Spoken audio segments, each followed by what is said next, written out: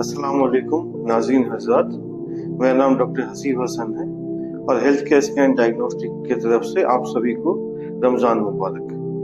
Diabetes के मरीज़ को अक्सर ये कशमकश रहती है कि डायबिटीज़ में रोज़ा रखें ना रखें, अगर रखते हैं तो मेडिसिन में क्या एडजस्टमेंट करना है, उनका एक्सरसाइज कैसा रहेगा, डाइट कैसा रहेगा। उससे पहले समझ लें कि डायबिटीज एक सिंगल बीमारी नहीं, एक यूनिफॉर्म बीमारी नहीं। किसी डायबिटीज पेशेंट को सिर्फ एक मेडिसिन पे कंट्रोल हो सकता है, किसी डायबिटीज पेशेंट को मल्टीपल मेडिसिन चल सकती है। कोई डायबिटीज के पेशेंट को उसके साथ हार्ट का या किडनी का या ब्रेन का प्रॉब्लम हो सकता है, किसी को ब्रिटल डायबिटीज हो सकता है, उसको मतलब उनका डायबिटीज का शुगर लेवल काफी फ्लक्चुएट करता है। कोई डायबिटीज के पेशेंट माह रमजान में ऑफिस में काम करते हैं, कोई घर पे रेस्ट करते हैं, किसी को इंटेंसिव लेबर करना पड़ता है। आइए हम लोग समझते हैं डॉक्टर लक्ष्मी दे जो एंडोक्रिनोलॉजिस्ट हैं कि डायबिटीज के पेशेंट में रमजान में होने वाले रिस्क को वो कैसे असेस करती हैं, क्या उसका मापदंड है, क्या guideline. Doctor Lakshmi they. I'm Dr. Lakshmi De. I'm an endocrinologist. The diabetics who are planning to fast for Ramadan should visit their physician at least 6 to 8 weeks before the onset of fasting. The physician will classify them according to the risk factors. The IDF-DAR group has provided us with an objective stratification. We have the mild low risk group where fasting is probably safe, the moderate risk group where there can be some problems during fasting, and the high risk group where the patients can have serious complications during fasting. The high risk people are those who have a very long history of diabetes. There might be uncontrolled diabetes, there might be complications of diabetes like chronic kidney failure.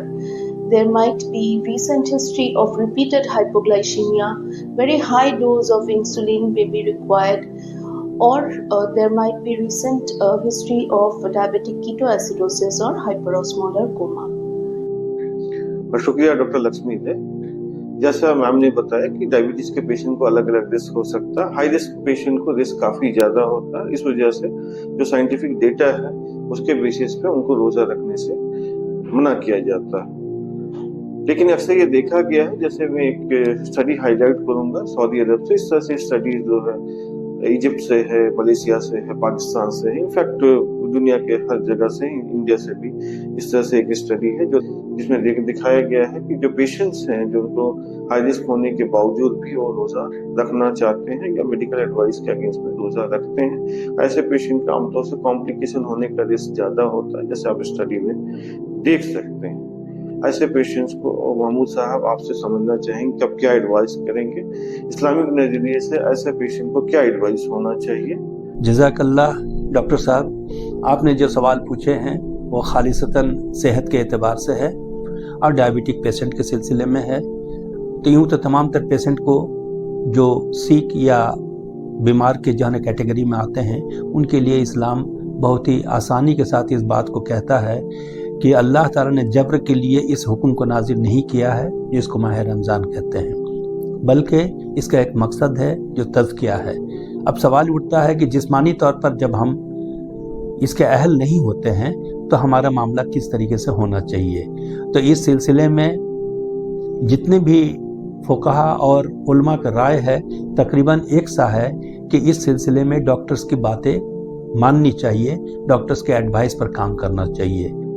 इसी study के दूसरे हिस्से को हम लोग देखते हैं जो दिखाया है कि ऐसे पेशेंट को लो शुगर होने का जो रिस्क है इफ्तार से 2 घंटे पहले से इफ्तार के बीच में, जो ऐसे पेशेंट को आधे पेशेंट को लो शुगर डेवलप करता है, इस बीच में होता है और इस बीच में उनको सबसे ज्यादा झिझक होती है रोजा तोड़ने में। उनको लगता है कि मंजिल तक पहुंच गए हैं तो कुछ मिनट या 1-2 घंटे और हम लोग निकाल लेते हैं और इस वजह से जो है अगर रोजा नहीं तोड़ते हैं या टाइम पे आप अगर शुगर नहीं लेते हैं, लो शुगर होने के बावजूद भी कॉम्प्लिकेशन होने का रिस्क ज्यादा। बहुत सारे स्टडी में दिखाया गया है कि जो भी हाइपोग्लाइसीमिया रिलेटेड रमजान में एडमिशंस होते हैं वो असर और मगरिब के बीच में होते हैं। तो महमूद आलम साहब से ये समझना चाहिए कि ऐसे पेशेंट जिनको लो शुगर होने का सिम्टम्स आता है और रोजा तोड़ना चाहते हैं या रोजा तोड़ने की जरूरत है, तो ऐसे पेशेंट को इस्लाम के साइड से क्या होगा? डायबिटिक पेशेंट को लेकर डॉक्टर साहब के एक खास स्टेज की जो बात हुई है कि जहाँ पर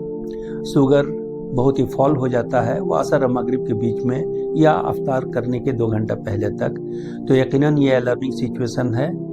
और इस अलार्मिंग सिचुएशन में डॉक्टर्स के मशवरे के मुताबिक हमें ब्लड टेस्ट करा के अगर ये चीज़ हमारे जान पर आफत आ रही है या हमको जो है ना हॉस्पिटल जाने का नौबत आ रही है, एडमिट होने के बाद क्रिटिकल सिचुएशन में जा रहे हैं, तो हमें रोज़ा तोड़ने में कोई कबाहत नहीं होनी चाहिए और अल्लाह ताला से दुआ करें, अल्लाह ताला हमको इस हालत से निकलने के मौका दे। वाखिर दावाना अल्हम्दुलिल्लाहि रब्बिल आलमीन। आइए डॉक्टर लक्ष्मी जी से समझते हैं कि अगर शुगर फॉल कर रहा है या हाइपोग्लाइसीमिया होता है तो इनके सिम्टम्स को कैसे समझेंगे या पिकअप करेंगे कि हाँ लो शुगर का ये सिम्टम्स है। If while fasting the patient feels sick or there is sweating, palpitation, tremor, dizziness, severe weakness, and if hypoglycemia is prolonged, then it might lead to mental confusion and later on unconsciousness. Hypoglycemia is an emergency condition. If the glucometer is available at home, then the patient can check, and if the sugar level is less than 70, then hypoglycemia is confirmed. However, if the glucometer is not available or if there is severe weakness and there is no time for checking the sugar, then it is better that the patient consumes a glucose or sweets or cake, pastry, any sugar containing food as soon as possible. शुक्रिया doctor Lakshmi. जैसे ma'am ने कहा, सेहरी diabetes के patient के लिए बहुत जरूरी है। सेहरी को ना छोड़ें, एक्सरसाइज का मामूल बनाए रखें और डाइटरी प्रिंसिपल के ऊपर एडहेयर रहें।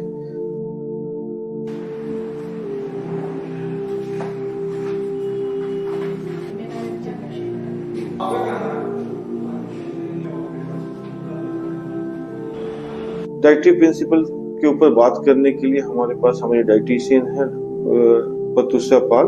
वो आपको डाइटरी गाइडलाइंस एक बार ओवरव्यू बताएंगे। Hello, I am dietitian Pratyusha.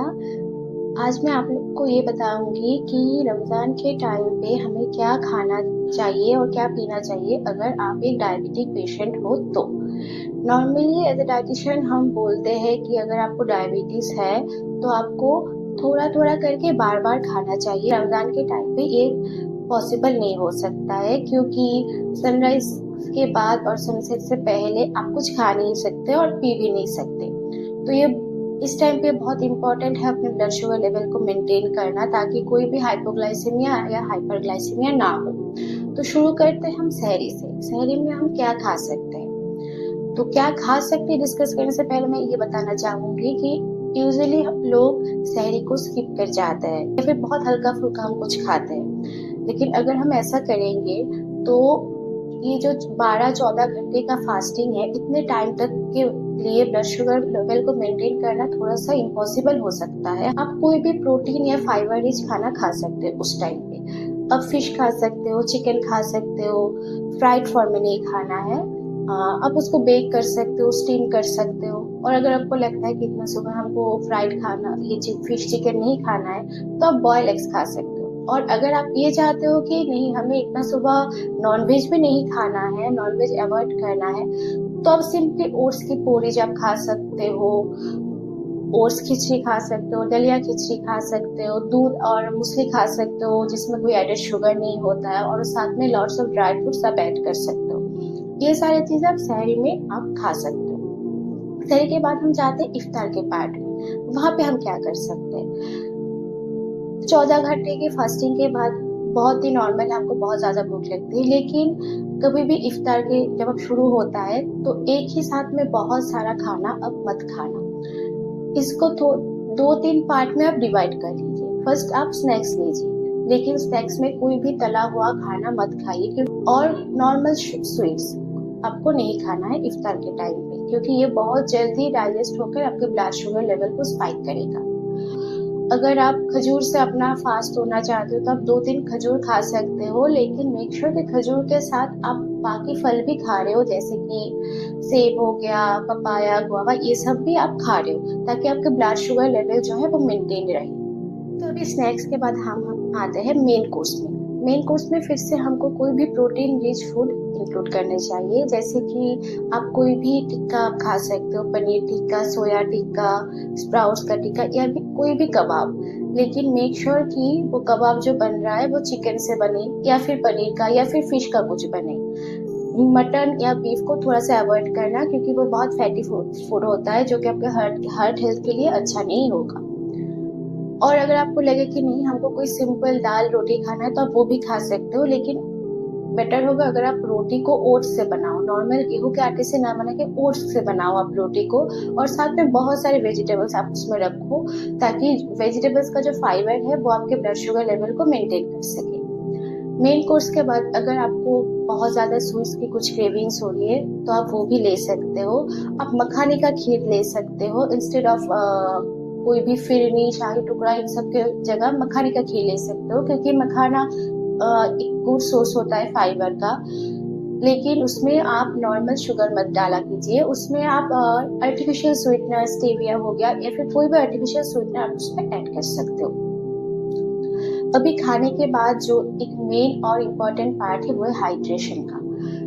इतने प्रोलॉन्ग पीरियड ऑफ फास्टिंग के बाद बॉडी डिहाइड्रेटेड हो जाता है, तो सहरी में आपको बहुत सारा पानी आपको पीना है। अगर पॉसिबल होगा तो सहरी में थोड़ा सा कुकम्बर भी आप अपने डाइट में ऐड कीजिए, क्योंकि उसमें पानी बहुत ज़्यादा होता है।